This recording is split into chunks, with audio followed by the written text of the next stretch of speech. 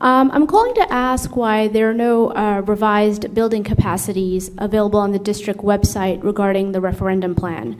When Dr. Alvik was superintendent, her administration put forth 3 possible referendum plans, and there was a chart that listed all 8 schools, their current building capacity, the added building capacity were that plan to go forward, and then the revised building capacity. And this information was important because it gives the public an idea of how many unhoused students will we have left if the referendum passes.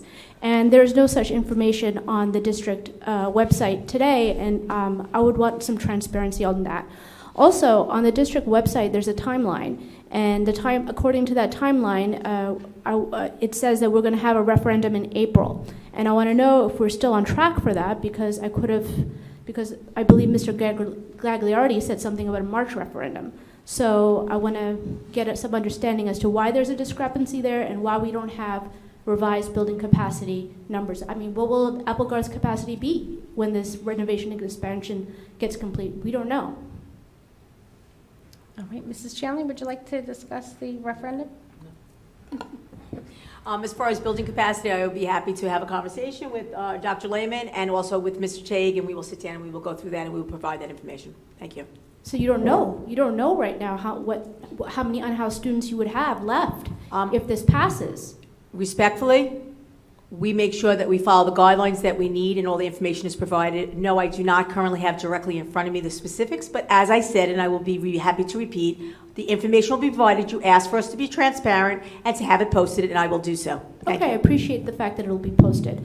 I also wanted to get an answer to my question about the timeline. Why does the district website say April, the referendum will be in April, and yet Mr. Gagliardi said March? If you could explain that discrepancy.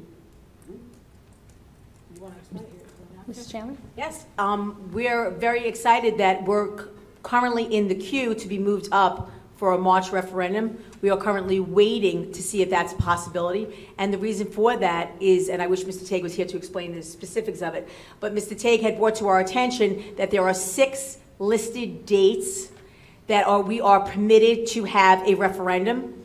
It was brought to his attention by the electorate, is that the right terminology? Yeah. Thank you. I have to make sure I say the right word.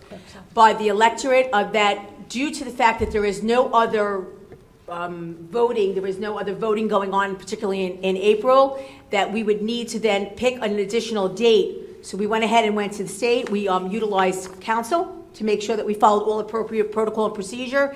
And it is, to my understanding, and I believe Mr. Gagliardi is ready and can speak on it, that we would be moving the referendum date up.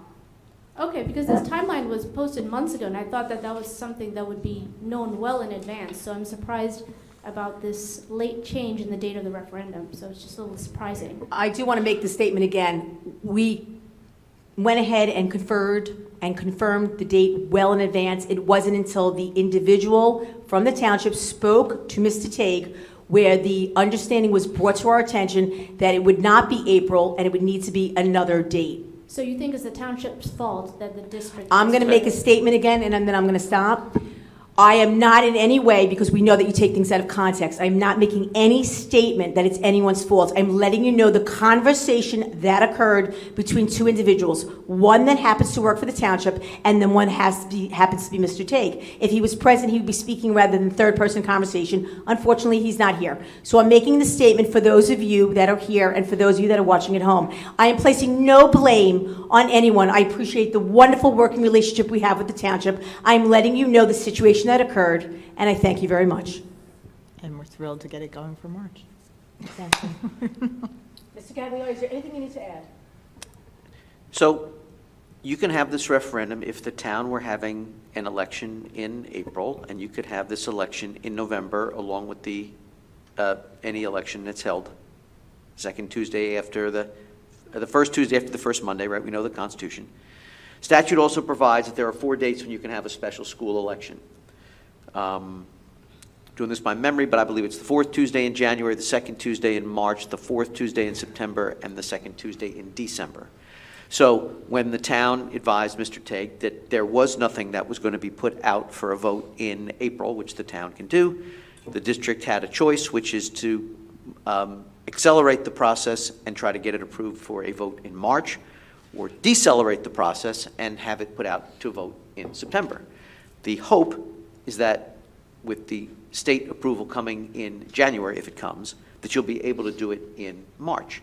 So we can't finalize that until we hear from the state, and we do not control that process. The only thing we control is getting all of the information before the state in a timely fashion. The district has been advised that the state has all the information it needs, and so if we get the approval in the second or third week of January, as the superintendent said, then it's my expectation that the board will be in a position to approve the vote based upon the March date rather than the September date.